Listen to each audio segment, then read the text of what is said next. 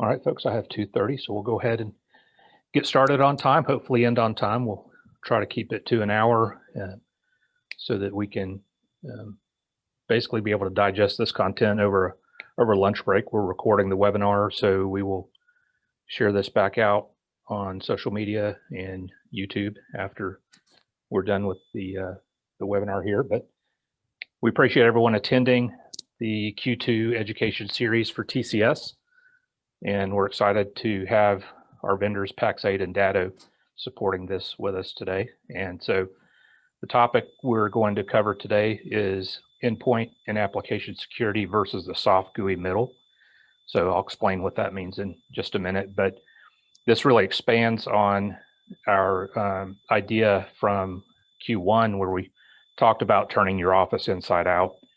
And really the movement because of COVID and for other reasons even before that, the movement toward the cloud and mobility and really having work from home and people getting outside of the corporate environment more and more to work. And so while last quarter was really focused on enabling that collaboration and communication, this quarter we want to focus more on the security around that. So our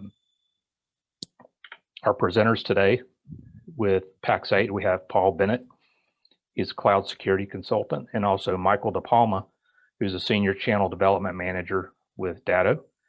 And appreciate both of you guys for contributing to this education series. And we have a couple of more of these scheduled throughout the quarter. So we'll talk about, or through the rest of the year, we'll talk about those toward the end of the webinar here. And then I'm Charlie Waters, the COO with TCS. And I'm also responsible for delivering our VCIO services to our clients. So that is really being an outsourced IT director, to put it simply, for those clients, and to help with road mapping and planning for your business and budgeting. So so I'm happy to work in that capacity. And then Michael and I will be Michael Collins, our CEO, will be doing the webinar next quarter, which will be on hardening the user. So it'll be focused on end user security specifically. So what's this idea of the soft GUI middle?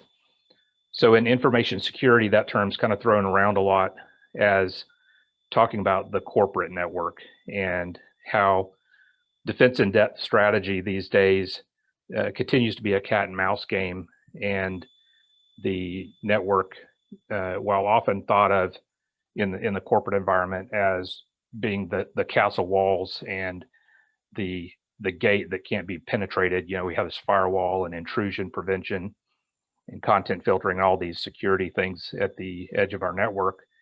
And we feel like, okay, if I've got an Ethernet cable and I'm plugged into the corporate LAN, then you know, I've got all the defenses up. And that's just not the case anymore. So you know, more and more often the end user or even the cloud applications are being leveraged to attack the you know, the user or the endpoint or the applications and data. And so it's not good enough to just defend the network. We also have to expand that defense in depth strategy to include the endpoints, especially in the increased mobility and work from home environment. And then also as our applications get moved more and more to the cloud and our data, that we need to defend that as well. So this extends our defense in depth strategy out beyond the four castle walls, so to speak, but into the cloud and endpoints. And so, you know, this whole idea of the constant evolving threat and trying to reassess that ongoing, it's really a cat and mouse game. And in information security, that's really talked about as a CIA equation, and that's confidentiality, integrity, and accessibility of the data. So I often tell clients that if they want their information to be 100% secure, the only way I can guarantee that is to unplug their computer from the network and shut it down. So it's highly secure, but not very accessible. And so we really have to balance the idea of providing access to authorized users and devices for this information, but at the same time protect against those outside threats. And so this is something that is a unique kind of balance for every client. And so if you're regulated or not regulated, or just depending on the mix of technology you have, then that's something that has to be a real specific targeted conversation and strategy that's developed for each client that's somewhat unique. So in expanding on this topic a bit more, some of the answers we can come up with are things like cloud to cloud backup for Microsoft 365 or Google, our data that's in the cloud. Also next generation endpoint security. So antivirus and the tools that we run on endpoint to keep things protected at that level. And then we also have things like cloud anti-phishing security. So putting a layer of defense around email and your maybe O365 OneDrive and all your data that's stored out in the cloud, but especially around email, where phishing attacks is increasingly a way that attackers are getting in and compromising user security, usually through tricking an end user into clicking on a link and downloading some malicious code onto the endpoint. So the best way to not have that is to not have the malicious email hit the inbox in the first place. And then additionally, this is a topic that we'll expand on more in our Q3 webinar, but hardening the user. So it's great to have all these security products and services in place, and they all have their role. We want to have a defense in depth strategy that if one product fails or one line of defense fails, that we have something else in place that's backing it up that hopefully will stop the threat. So in addition to layering all these security products onto our environment, we also really want to deal with the last line of defense, and oftentimes the weakest link in the equation being the end user. And so through ongoing end user training, awareness, and understanding the threats and what part they play in being a line of defense against those threats is an essential piece to the equation as well. So that specific topic we'll be taking up in our Q3 webinar.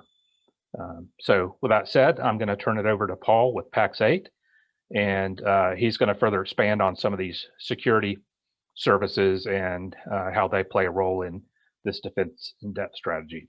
Paul? Yeah, thank you. Thank you for handing that over. And I appreciate everyone jumping on. Really what we're going to talk about is a couple of things, because I think it's important to understand the scale of the problem and what we're trying to combat against. We will touch on the products Charlie outlined and kind of the approach we're seeing, I should say, from the industry, and in particular small businesses, because that is a very different segment of the market than how does a Fortune 100 enterprise or the government handle things, and then how do we do this down in small business and make this defense in depth strategy work. If we could hit next. Where do I have control? Okay, there we go. So really, we want to define what is cybercrime. And I think this is an interesting place to start, because I don't feel like we fully grasp and understand the scope of what's going on. And I think we're all used to the people hacking into our systems are like the movie Hackers, right? They're just a bunch of kids, they're punk kids looking to either stick it to the man or do it for show and show off to their friends. But that really isn't the extent of what's going on anymore. It is a criminal organization. Cybercrime is often run in the idea of how do we gather money. These are not criminal organizations that are dealing in speakeasies or casinos anymore. They're dealing in, how do I go purchase a ransomware tool and deliver this to anyone we can find? And what we're looking to do is grab data and hold that ransom. So in most cases, we're looking to cause as much financial damage as we can, but not enough that it shuts down the business. So it's that balance of, where are we? What is this data worth to you, and what is it worth to fix it? If we could hit next. If cybercrime were a country, it'd be the 13th largest economy in the world. And so I think this helps grasp kind of the scale of what we're talking about. This is a major, major, major set of businesses. These aren't just, again, kids or groups. They run a lot like any regular organization. They have CFOs, they have help centers, they have call lines to teach your grandmother how to go buy a Bitcoin and send it to them. So this is a much different kind of ecosystem than what we're seeing, and they're operating in countries where basically local law enforcement is not going to go after them unless they're targeting their own citizens. So as long as they target external citizens, it's kind of free game, and you can operate these giant organizations with hundreds of employees within their borders. We'll hit next. And so these are some of the attack vectors, and very common things if you've been around the industry, but it really breaks down into kind of two categories, right? Direct attacks or sneak attacks. And direct attacks are like, how many times can I guess a password? How many times can I ask a question to a machine until it stops responding? Even things on the sneak attack side, I'm sure a lot of people are familiar with the idea of phishing, and it really just boils down to, with almost every one of these sneak attacks, how do we convince a user that this is legitimate and you should respond or click or take an action against this email or this phone call? With ransomware, it's just simply looking to lock users out of a device until a fee is paid. So we're seeing all of these methods, or particular methods, used by different organizations all across this kind of attack surface. Even high-profile attacks such as the Colonial Pipeline used very similar attacks just like this to get in. And so how do we start defending against ourselves? So when we think about who's doing this, again, I really want to drill it into the head of everyone listening that it's not just kids in a room that are hacking into your computers. When we talk about who's behind these attacks, it can be internal business partners, it can be internal employees, it can be mostly criminal organizations. We're seeing that as a huge percentage of this. And as a much smaller percentage, especially in small business, we're seeing nation states. Nation states are like Iran, Russia, even the United States goes out and attacks certain targets and tries to take over systems to come up usually more with a state goal in mind. Usually that's not going to be money. It's disruption of some kind, of some key resource. So why are they after all this? And the idea really boils down to money. Your data is worth money to them. And it's everything from customer records to credit card numbers, and they sell these in mass on internet forums and sites. We hear that in the media and news as the dark web. It's this big, scary place. What it really is a big ecosystem of how do we exchange illegal information. And so they go into a site, and even if you process maybe 100 credit card transactions a month, they want to capture those 100 credit card transactions, put them on the dark web, and sell them in bulk at $2 to $5 a record. So we see that across the ecosystem. Even things as simple as Office 365 login credentials are some of the hottest commodities in terms of what are we trying to sell? What are we trying to get out? And so 43% of all breaches, and this was 2018, involved small businesses.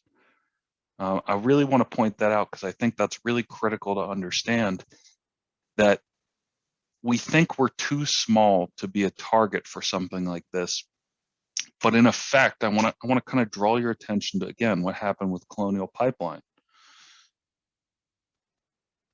A group hacked Colonial Pipeline and took it ransom, shut it down, and look how quickly the FBI is now investigating this giant ecosystem of dark web crime, of criminal organizations, and they're going into foreign countries to try and figure this stuff out.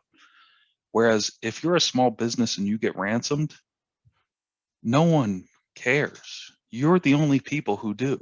The FBI is not going to be attacking and going after these people. They're not going to be spending resources. So in effect, you're the perfect victims for this kind of mass attack. And we're seeing a giant proliferation in these attacks going after SaaS-based applications. So things like Office 365, things like Zoom, things like your Salesforce data or SAP, Oracle, these cloud apps that are everywhere doing everything for us because we're moving out of the office. We're moving away from on-prem systems for a number of reasons. Don't get me wrong. There's a lot of benefits to doing cloud-based applications, but we're seeing the threat actors pivot and understand we have a new target to go after. And so we're seeing new attack methods and new ways we're seeing the surface develop in terms of how are they going after this. So this just kind of brings you guys up to speed on really what's going on. And you can see the data on this page. It's an excellent collection of data in terms of where are we seeing ransomware targeted and how this is growing. And again, this is from Datto's State of the Channel 2019. We're expecting to see this rise in the neighborhood of 300%. That's about the guesstimates for COVID. We can go to the next slide. And so this is a perfect example of kind of what's going on. This is the leading causes of how ransomware is being reported. And a lot of this dives into how are users being tricked on clicking on things. I want to point out phishing emails. Phishing emails is a space that has grown by an unbelievable percentage during the COVID lockdown. And I think a lot of it has to do with the fact that we're not sitting next to coworkers. We can't spin around in our chair and say, did you get that weird email? Can you guys look at this, see if this is bizarre to you? So we're seeing users get tricked in more places over more apps without having the ability to kind of raise their hand and say, do you guys find this weird? And if you look through this list, you'll see a lot of this is about the user and lack of cybersecurity training, lack of user practices or gullibility, clickbait, malicious websites.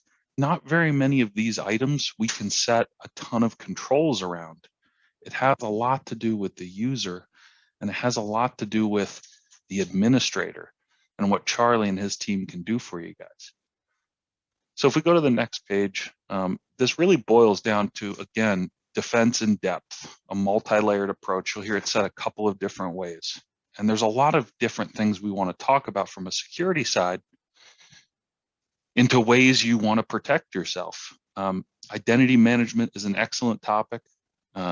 Email security is an excellent topic, and endpoint security is an excellent topic. We're going to talk a little bit about email right now because this is a piece that, frankly, is still the biggest attack vector. If you're communicating with outside parties, it's usually through email or a phone call or a text message. Most businesses are doing it through email, and we're still seeing the most threats come through on email. But what's bizarre now is it's not like they're sending you the virus directly. That's not happening very frequently anymore. They're usually trying to get you to click on a link, put in credentials to your password, send them a text message of the 6-digit code you pulled out of your authenticator app or got texted. So Iron Scales is in a way trying to defend against these kind of attacks. And it's the first automated phishing platform in terms of detection and response. And response is a word I want to key in on. I want you to think about as we go through these slides. So the the median time we have to deal with a phishing email in terms of when a user clicks on it is 2 minutes. It's a very, very short window we have to find an email and action upon it. And the challenge is it doesn't take a whole lot of effort to go write an email. These aren't like viruses where you need teams of people thinking about ways in.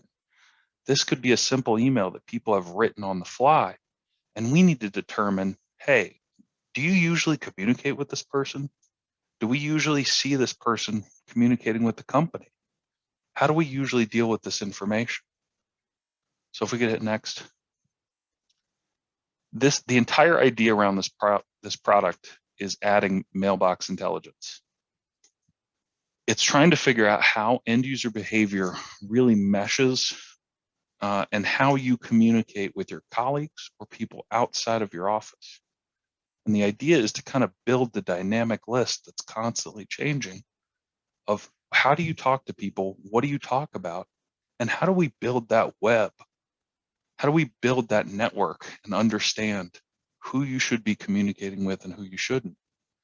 And you might say, hey, I talk with Paul Bennett at PAX 8 all the time, but he's never sent me an email from Gmail. Are we sure this is Paul? Are we sure we're talking to Paul Bennett? And maybe I should look at this email with a little more scrutiny. So a lot of the tool sets that are in here are designed to prevent impersonation attacks and spoofing attacks and give your users that wake-up call to say, hey, maybe I should think a little bit more before I interact with this mail. The other big piece, and this is a lot to do with how we're going to respond to the email, has to do with gathering intelligence from a global perspective. Are we seeing these messages proliferate in multiple settings, or is it just your email box? Are we seeing other administrators have to deal with this, Charlie's peers? Or is it just this one mailbox, this one company? And so the idea is to gather that intelligence and put it in a single place so that Charlie and his team, when they're going through and trying to find these threats, are they looking at the right data? Are they drawing the right conclusions? And so this system really doesn't exist on very many platforms. And from an AI perspective and what they're looking to accomplish, some of the best technology we've seen in market.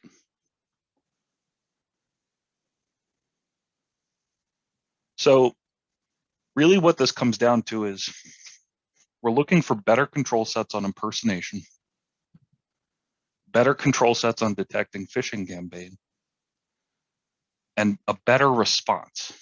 And let's talk about response again. The challenge is, and how we see phishing emails kind of handled today, is really someone raises their hand and says, is this a weird email? Do we like the way this email looks? And they send it to Charlie and Charlie's team, and you pass it around the office and you say, what do we see here? Do we like this? And the big challenge is you might have gotten that and you might have been intelligent enough to raise your hand and say, look at this weird email. Look at what we've got. But what if other members of your team got that same message? How would we know? So one of the cornerstone fundamentals of this product is how are we seeing this attack proliferate through the network, through other emails, and are we seeing other people get these same kind of messages? So in a sense, when your users are raising their hand or when Charlie raises his hand and says, this is a weird email, we're looking at everyone globally to see if they have those same kind of messages. And even if they've been delivered and we get new intelligence, we're going to be able to reach our hands into that mailbox and pull that message out live before users start interacting with it. That's a tool set we just don't see on many platforms. So that's really Iron Scales. I would definitely encourage you to take a look. I want to talk again back to this multi-layered approach. We want to dive into endpoint security a little bit. And so we're going to talk a little bit about SentinelOne. These guys basically, if you're trying to come up with a comparison of what is SentinelOne, it's an antivirus program. It's a little bit more than that. Again, it comes down to that idea of response and what are we doing with response. If you could hit next. The idea of their platform is, again, it's an AI-driven platform because we're seeing viruses come out and infect about 20 machines and then they mutate. And how is a human being ever going to keep up with that if this threat is constantly changing and shifting? And the way they're doing that is, frankly, the attackers are using AI and artificial intelligence. And if there's one thing I know about robots is they don't care if you're a small business or a large business. They're just out there looking for exploits that they can run. And if they get their hooks in something, they're going to continue to do it. And that's how we're seeing ransomware kind of proliferate. So what do we need to do to combat that? The idea is we really need a full range platform looking for threat intelligence, looking for an extreme amount of visibility into what these threats are doing and how they're interacting with good programs, and give the administrators a way to resolve that issue without having to shut down the entire computer or network. So if we could hit next. The way this works, without getting too deep into the technology, which we could talk about for hours, is really we're looking at real-time file analytics at all times.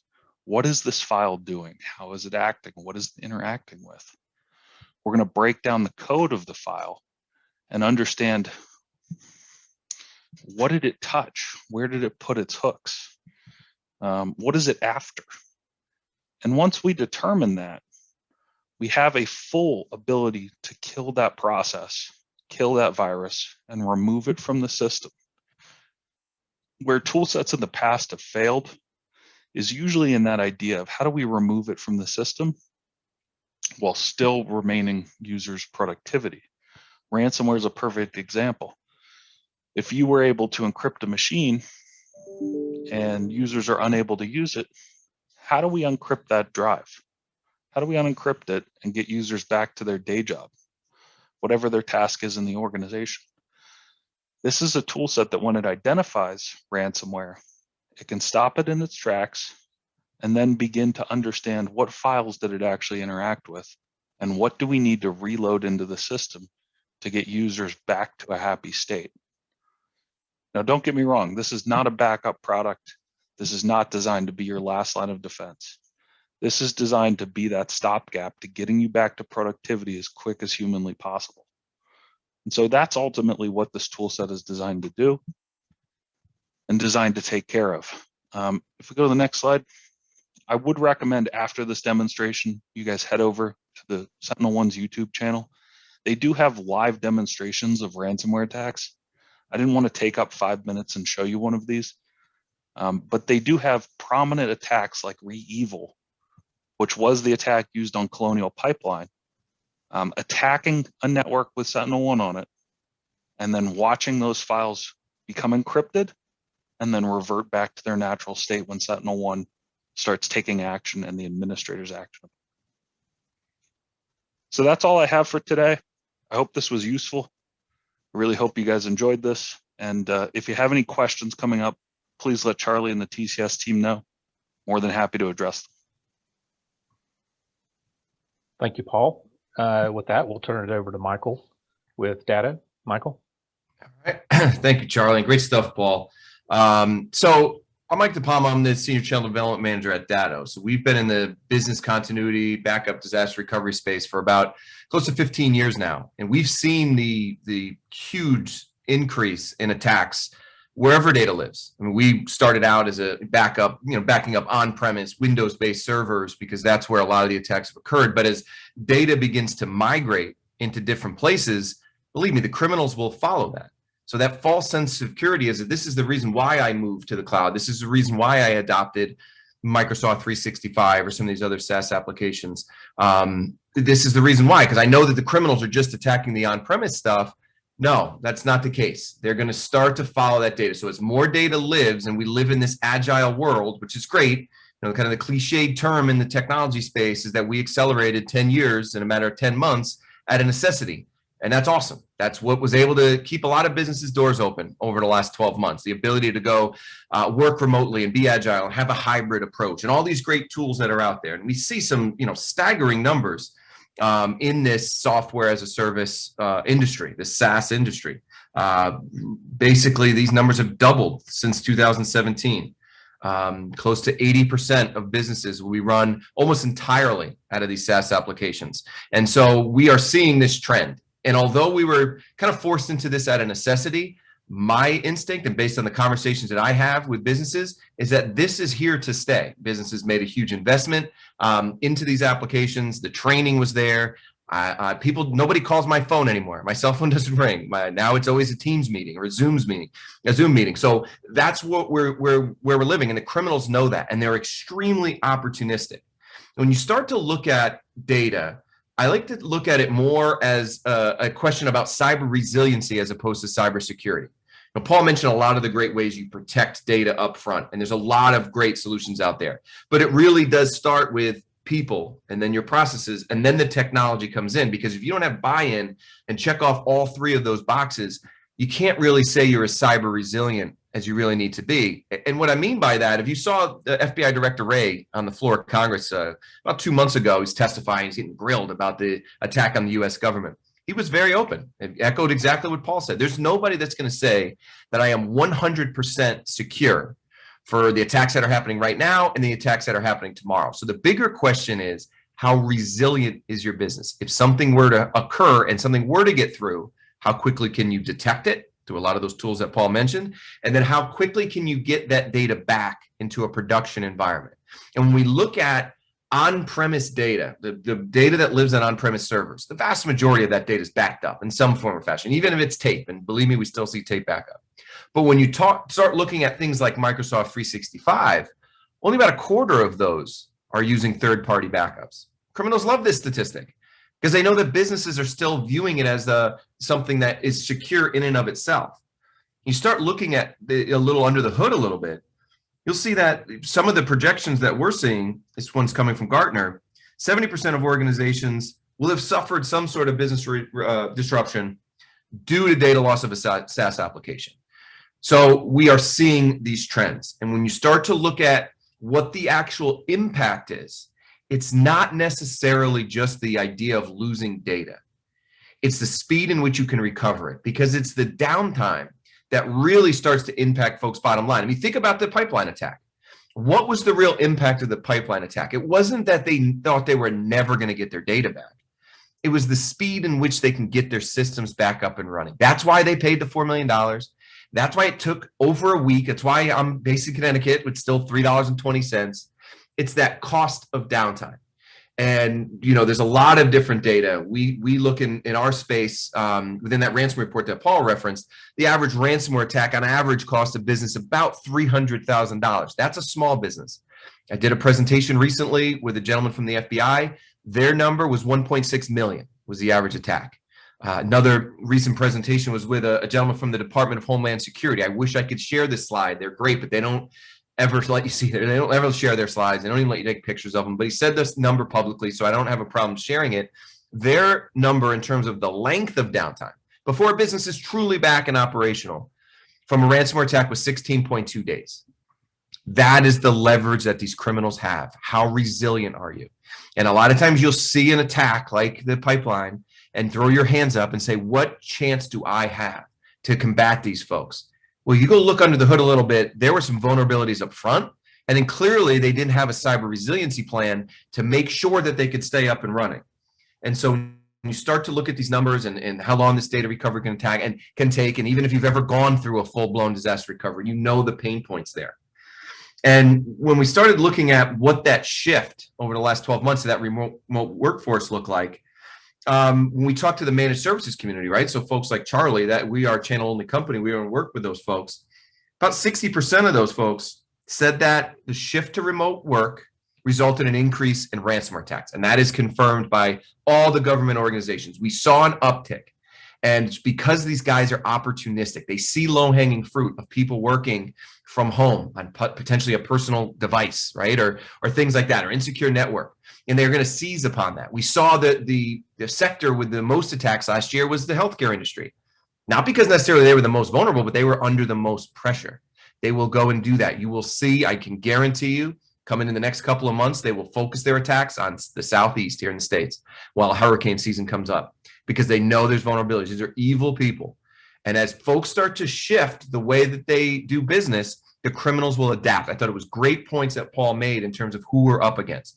There is a corporate structure to all of this. They call it ransomware as a service. It came up a lot during this pipeline attack, and it almost seemed like it was a new idea.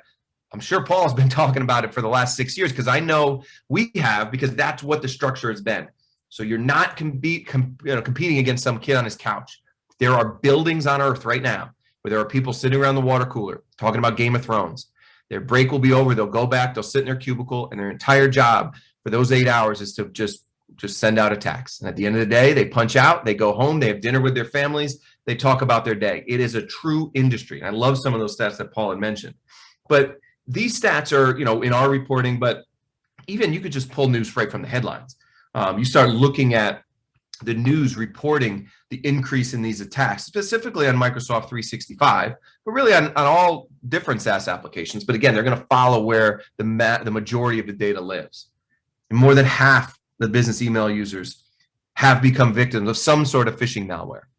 And that's not because Microsoft's data centers aren't secure. They're great. They're brute force wise, they're going to protect it. But you're limited in terms, going back to that people, process, and technology. If somebody opens the door and lets them in, that's not going to be liability that Microsoft's going to have. And the vast majority of these attacks occur because of human error. It's because Jim down the hall did not watch a webinar like this, and he clicks on an email he's not supposed to. These spear phishing emails are really good. They will look like every other email in your inbox. It's not the email from your long lost uncle anymore. They're really, really good. And so you really have to start to ask yourself what the backup plan to this data is. And I really highly encourage just doing a full inventory. Take a step back. Now is the time. Data lives in a lot of different places than probably it did within your organization 15 months ago. So now is the time to take a step back and not only look at where your physical devices live, because they might be in a hybrid scenario, but where all the critical data lives. Are they on shared servers? Are they on potentially just a critical workstation? That's where they're backing up. Hopefully data is not living there, but if it is, that needs to be back up. If there's critical data living in your entire Microsoft 365 suite, is there critical data there? Well, then clearly it needs to be back up. So the question here is, what is your backup plan to this? When you start looking at cyber resiliency again, it really fades into all of those things that we're talking about. So if you click forward to the next slide, and I know Paul had mentioned, he's got some great videos, or SentinelOne's got some great videos about what an attack really looks like. I'll give you a little homework assignment. You can Google this gentleman. He's a very interesting story. So back in the 90s, the most notorious hacker in the world, he's on the FBI's most wanted list, was a gentleman by the name of Kevin Mitnick. And he was arrested, and he was a very high profile arrest. You could follow news. I mean, it's somebody they should make movies about. And he went to jail, and he came out after several years, and now he works with the good guys. He's what's called an ethical hacker, and he shows some of these vulnerabilities that are out there. And we hired him back in 2019 to come out to our annual DattoCon conference, big conference, 3,000 managed service providers around the globe. He was one of our keynote speakers, and he stood on stage with 2 laptops. He showed a virus that he created called Ransom Cloud. Now, this isn't some theoretical click through, here's how they might get in. This was Kevin telling the audience, if I was still a bad guy, this is what I would be doing. Because he had the foresight to know that this is what was coming. So again, this is 2 years ago, 2019. He created a variant they called Ransom Cloud that specifically attacked Microsoft 365. And it was extremely simple. He stood on stage, 2 laptops. It took all of 5 minutes. This email comes in, it looks legitimate. You sit through a webinar like this, oh my goodness, I got to get protected. You get this email at 8:30 in the morning, you've got a 9 o'clock meeting. All right, let me just do this. Let me just update my anti-spam pro. I click on the next slide, and it goes to, okay, just accept these terms, just like anything else you've seen from Microsoft. Once you click this accept button, it now encrypts all of the emails within your inbox. And oh, by the way, if you're one of those companies, and I'm sure Charlie can attest to it, and Paul to some extent as well, a lot of times companies that are handling this all by themselves, they just carte blanche give everybody admin access because it's easier. Well, now if you have admin access, this now is the ability to potentially migrate to the entire domain. And the only email you can open is this pretty red screen from Kevin that says, hey, pay me some money in Bitcoin and I'll unencrypt all these emails for you. Think about this. That was 2 years ago. We saw this live virus. I mentioned the fact that the speed and the acceleration of what we've seen in IT. Think about how more advanced these attacks are that these criminals are doing. We've advanced at that speed, so have the criminals. And unfortunately, some of the best and the brightest are on the dark side. And so I think it's really, really important to note that. And within the report that Paul mentioned earlier, our ransomware study, we looked at attacks on these various SaaS applications. And about a quarter of the managed service providers that we talked to had clients who were attacked. Majority of those, Microsoft 365. We did see Google Workspace, we saw Dropbox. But again, wherever they were seeing the trends moving towards, they were going to follow that. So that just shows you, again, the need to back up all of your critical data wherever it lives. There are reasons behind it. And you can go look and look at your agreement with Microsoft and start to look at what it is that they will not necessarily guarantee, but what is in their SLA and what is the responsibility of you. And they have what's called the shared responsibility model. They're responsible for their cloud, but you as a tenant, the end user, you're responsible for what's in it. So what that means is you look at Microsoft's cloud itself, hardware failures, natural disasters, poor power outages, the actual infrastructure is very good. I mean, it's as good as any place in the world. It's Microsoft, right? But there are a lot of responsibilities that fall onto the tenant. What about those human errors? What about if you do have a malicious insider? It only makes up a small percentage of these attacks, but we did see an uptick in 2020, so it's worth noting. When we had all this chaos and confusion around where people were going to get their next paychecks last year, we saw an increase in those type of things. The external hackers, the viruses that we allow into these systems. And they'll state that publicly, right in their SLA. I've actually done joint webinars with the folks from Microsoft, and they will talk about the need to back up that third-party data. Their SLA recommends that you use third-party backups to back up that data. Everybody is under the mindset of, okay, if I've got an on-premise server, it needs to be backed up. What is the difference about data that lives in one of these applications? It's very important. And the next couple of slides kind of give you exact language from what these SLAs talk about. They're not going to be liable for those outages.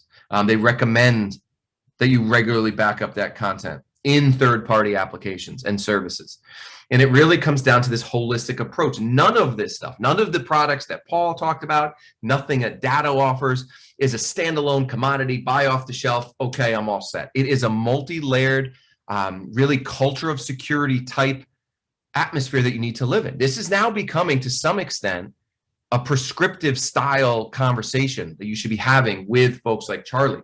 If you go to the doctor and they say you've got high cholesterol, and okay, you got to go on this medication and start exercising and losing some weight. Here's what you need to do. You don't have to do it. It's up to you. You're a free person. You don't have to listen to anything a doctor says. But it's not a conversation of, hey, this is what you might do. No, this is what you need to do. We are at that stage in the technology world right now where it needs to be the conversation of, okay, do you want to be as cyber resilient as possible? Here's what you need to do.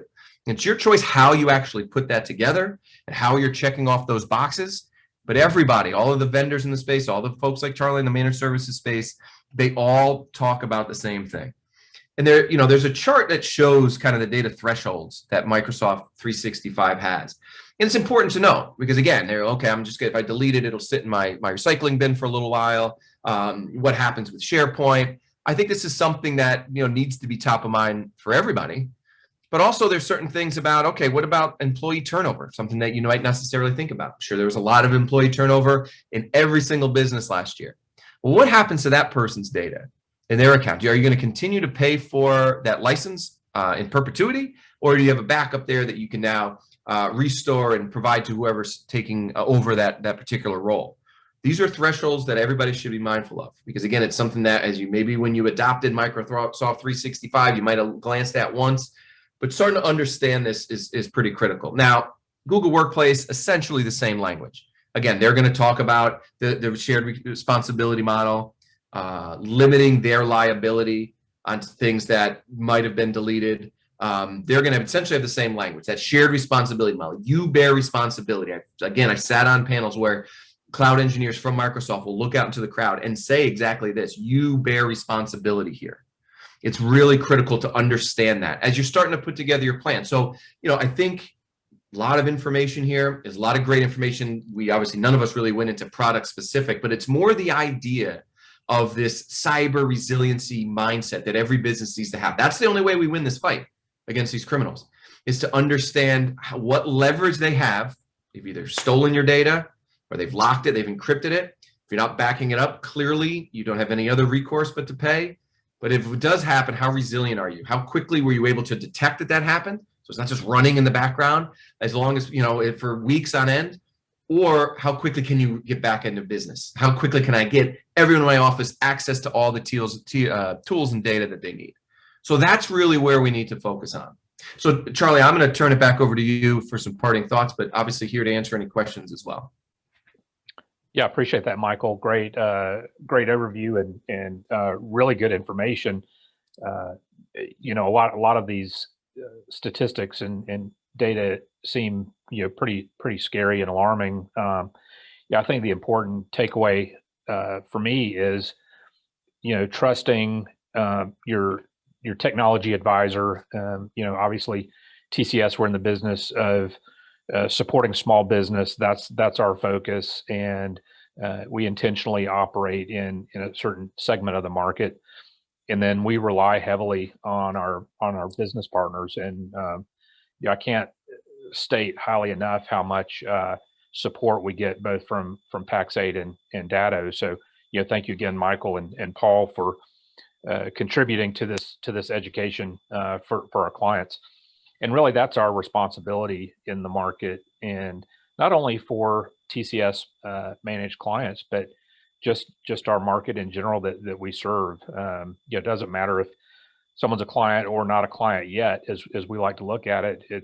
It's really raising awareness and constantly surveying the threat landscape, and then what are the right solutions and products to put in place that provide the best bang for the buck for providing security. So it's all about this defense in depth and having the right mix of solutions in place, again, to balance that CIA equation that's appropriate for each business. And that's kind of a unique scenario, but we do offer a portfolio of products. We're constantly looking and reevaluating those to choose the best of breed that we're going to offer in our managed services packages. And so all of our contracts with new clients are including all of these products from the jump. And it's our commitment, even with clients that we've had for a long time, and that they're certainly aware that we will reevaluate and swap out products when there's a need to. But I think the bottom line is having that trust between the clients we serve and then us as the outsourced IT to be looking at those things, to again partner with really good leadership in the industry that's adopting and providing these tools and services that we can package those together for the businesses that we serve. And so that's an ongoing effort to do that, to always be improving how we offer that and up our game. It's an evolving threat. The landscape is ever shifting, and again, it's a cat and mouse game. But there's folks that are really smart that are providing these tools and services, and we try to offer those at a competitive rate that works for small business. So again, thank you both for supporting TCS and our clients. As I mentioned from the start, we are having a Q3 webinar in probably be around August, I think. So when we're slated to have that, but watch for the upcoming date, and that will be on hardening the user. So as was mentioned a number of times, regardless of the the quality and sophistication of the tools that are out there.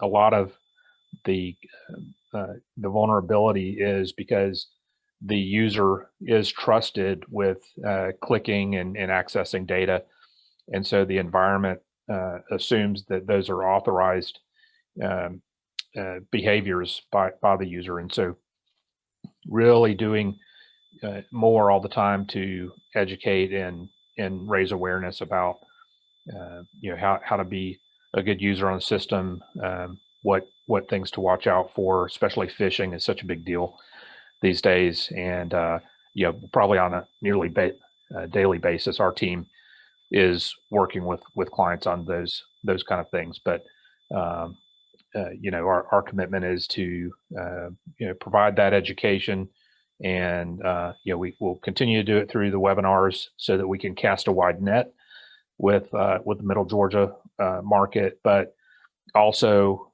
for our managed service clients, those are one-on-one training opportunities that we can set up as well. So I'd certainly encourage those of you that are TCS clients to reach out to us, and we'll either point back to content that we've produced on a specific topic, or we will come in and provide that training for you and your team. And so it really helps protect your business, but it also helps us to be efficient in how we're managing your IT for you when that last line of defense is secure as well. So we'll certainly focus on that in the Q3 education series, and then in Q4 we will focus on business continuity and really what it means to keep your business up and running through a disaster, and maintaining service to your clients, and recovering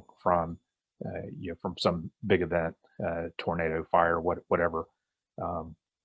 COVID obviously has been disruptive, and I think the industry's responded really well to, and businesses in adopting the appropriate solutions to be to adjust to the changes in how we work in that regard.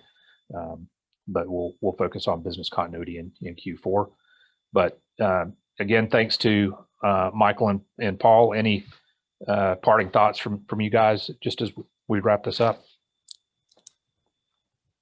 No, I appreciate you including us. Hopefully it instilled some new kind of focus in the group of that, where we are in the industry right now and what we need to be doing. But I think this was, I think we covered a lot of great content. So as always, really appreciate the partnership, and looking forward to do more of these in the future. Yeah, thanks, Michael. We appreciate it. Yeah, I echo that sentiment. Thank you for the invite, Charlie. I appreciate everyone's time. And let us know if any questions come up.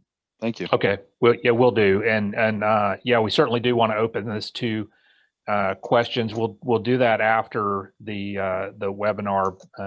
If you contact me or anyone on our team and have any follow-up questions, and the reason we want to do that is as a one-on-one effort is, these things are tailored specific to your business. So the way that we have that conversation is going to be unique to you and your business, and so we want to take the time to really identify what your needs and concerns and issues are, so that we can have a real targeted prescription for how we improve things in your business with all these products and solutions that we offer.